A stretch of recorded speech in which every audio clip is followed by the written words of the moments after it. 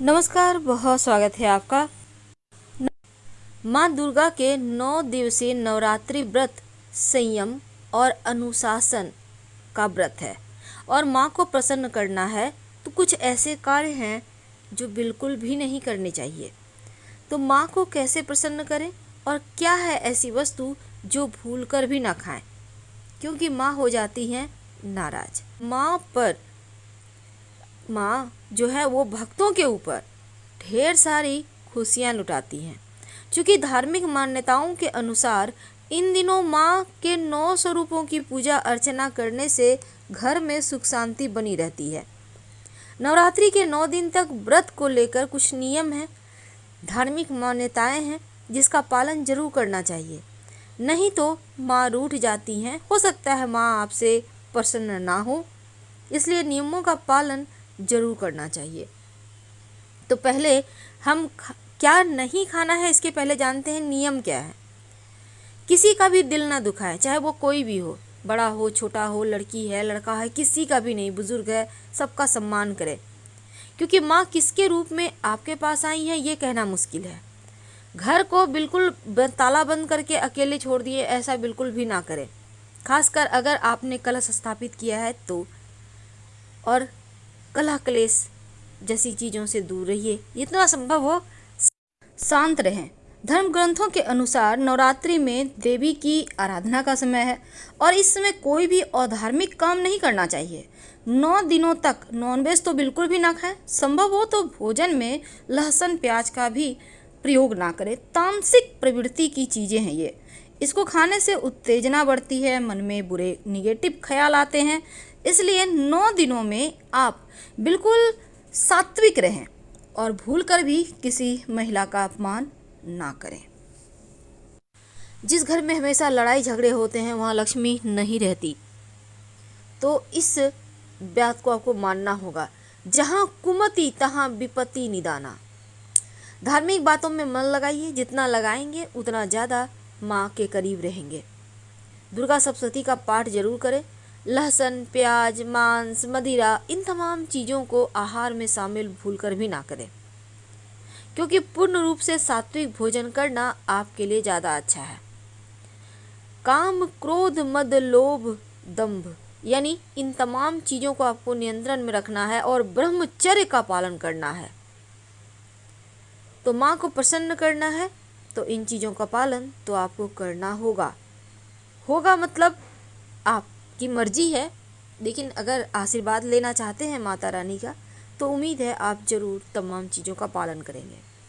अगर आप व्रत रखते हैं तो दाढ़ी मूछ बाल ये सभी पूजा के समय यानी कि इन 9 दिनों में मत कटवाइए। आप पहले से फ्रेश हो जाइए, बाद में करवा सकते हैं, कोई दिक्कत नहीं है, लेकिन जब तक आपके घर में कलश स्थापित हुआ है तब तक मत कीजिए। 9 दिनों तक नाखून भी नहीं काटने चाहिए, इस बात का भी आपको ध्यान देना होगा। और अगर आप अखंड दीपक जला रहे हैं तो घर को खाली छोड़कर ना जाए। और खाने में नॉनवेज लहसुन प्याज इनको तो आप भूल ही जाइए, क्योंकि जितना ज़्यादा इन चीज़ों से आप दूर रहेंगे उतना आप माँ के करीब रहेंगे। 9 दिनों तक अगर आप व्रत रखते हैं तो आज आपने कपड़े पहने खोल कर रख दिए, कल फिर पहन लिए, ऐसा ना करें। गंदे और बिना धुले हुए कपड़े पहनने से बचिए। अगर आप व्रत रखते हैं तो जैसे चमड़े का होता है ना, बेल्ट चप्पल जूता बैग ये सभी चीज़ें इस्तेमाल ना करें। आप रबड़ का चप्पल इस्तेमाल कर सकते हैं, कोई दिक्कत नहीं है।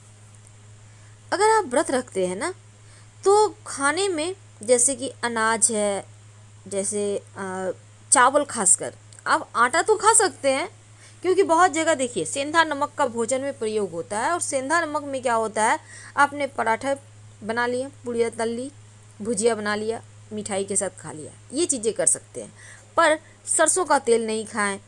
सादा नमक जो होता है समुद्री नमक उसको मत खाएं, उसके जगह आप सेंधा नमक का इस्तेमाल करें। तो अनाज में आप चावल मत खाइए। वैसे बहुत लोग जो बासमती चावल होते हैं उसको खाते हैं चने की दाल के साथ, वैसे आपकी मर्जी पर है, लेकिन आप व्रत रखते हैं, फलाहारी पे हैं, तब मत खाइएगा। विष्णु पुराण के अनुसार नवरात्र के व्रत के समय दिन में सोना भी निषेध है। व्रत करते हैं इसलिए नहीं सोएं, बल्कि ऐसा नहीं है, बल्कि आपको 9 दिनों तक दिन में सोना ही नहीं चाहिए। ऐसे भी दिन में सोने वाले से लक्ष्मी रूठ जाती है, तो दिन में सोने से बचिए। और जब भी आप फलाहार करते हैं तो घूम घूम कर कभी यहाँ बैठ गए, कभी सोफे पे बैठ गए, कभी टीवी के पास बैठ गए, ऐसे मत खाइए। एक जगह बैठ के स्थिर होकर खा ले, फिर जहाँ मर्जी वहाँ घूमे। अब जो दुर्गा माँ का चालीसा है, उनका मंत्र है, सप्तशती पढ़ रहे हैं, तो बीच बीच में बोलिए मत, ना ही उठिए। अगर आप बैठ गए हैं पढ़ने के लिए तो बैठकर जब तक वो कंप्लीट ना हो तब तक मत उठिए, ना किसी से बात कीजिए, वरना इसके पाठ का फल नकारात्मक शक्तियाँ ले जाएंगी और आपको नहीं मिलेगा।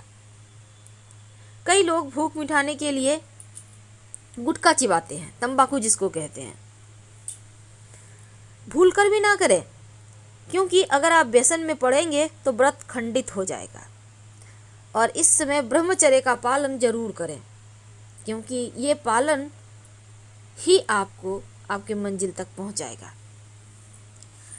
अब नवरात्र के दिनों में जैसे कि नारियल फोड़ना नहीं चाहिए। आपको फोड़ के कहीं मिल जाता है, आप ला के लड्डू बनाइए, खाइए मजे से, कोई दिक्कत नहीं है। लेकिन महाअष्टमी के दिन जब वहाँ पर पूजा होगा महानवमी को, तब भी नारियल फोड़ा जाएगा।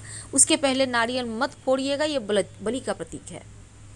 और इसके साथ ही नारियल तो नहीं फोड़ना है, पान भी मत खाइएगा नवरात्र के 9 दिनों तक। सीधे जाकर आप विजयादशमी के दिन खाइएगा। 9 दिनों तक माता रानी को पान का भोग लगता है। अगर आप सच में माँ के भक्त हैं तो पान मत खाइए। सादा नमक, जो समुद्री नमक है, उसको भी नहीं खाना है, इस बात का ध्यान में रखिएगा। अब सवाल है कि नींबू खाएं या नहीं। नींबू खा सकते हैं, पर जिसने व्रत रखा है वो काटेगा नहीं। ये भी एक तरह से बलि का प्रतीक है, तो आप इसको नहीं काट सकते। कोई और आपको काट के देगा, कोई दिक्कत नहीं है, आप यूज कर सकते हैं। लेकिन व्रत रखे हैं तो नींबू मत काटिए। अब बैंगन, नॉनवेज अल्कोहल से तो दूर रहना ही है, बैंगन भी नहीं खाना है। बैंगन को सात्विक आहार नहीं माना जाता। आप व्रत रखें या ना रखें, पर नवरात्र के 9 दिनों में बैंगन, मसूर की दाल, इन चीज़ों से आप परहेज करें। लहसुन प्याज को तो आप छोड़ ही दें। कम से कम 9 दिन कुछ खास नियमों का पालन करें। आप देखिएगा ब्रह्म तत्व का भान होने लगता है, आपके अंदर एक दैवीय शक्ति आने लगती है। तो नवरात्र के दिनों में वैसे तो बहुत सारे विधान हैं, हमने आपको सिंपल तरीके से बताया कि क्या करें क्या ना करें। अब एक और चीज़, कई बार क्या होता है नवरात्र के दिन में लोग महाअष्टमी के दिन खासकर कभी आपसे कुछ नहीं मांगेंगे, लेकिन उस दिन जरूर आ जाएंगे मांगने के लिए, भाई इतना पैसा है दो, जो बहुत आवश्यकता है। भूल कर भी मत दीजिएगा, क्योंकि धन जो है ना, लोग अक्सर अपना उल्लू सीधा करने, अपना जतरा बनाने, जतरा मतलब अपना भाग्य चमकाने लोगों से लेते हैं। आपको अगले दिन दे देंगे, लेकिन उस दिन जरूर लेंगे। तो आप ऐसा भूल कर भी ना करें। महाअष्टमी के दिन ना किसी को कुछ खरीद कर दें, और ना ही इस दिन आप धन दें किसी को। इस बात का ध्यान रखिएगा। तो अगर आप व्रत रखना चाहते हैं तो नवरात्र का पहला दिन जो घट स्थापना है उस दिन रख सकते हैं, या अंतिम दिन रख लीजिए महाअष्टमी के दिन, या फिर आप सभी दिन रख सकते हैं, आपकी मर्जी पर है। हम आपसे विदा लेते हैं। हर हर महादेव। धन्यवाद।